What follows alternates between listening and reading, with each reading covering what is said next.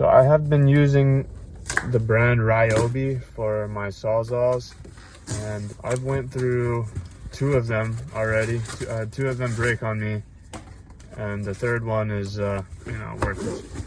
I'm gonna pick up a Milwaukee Sawzall today.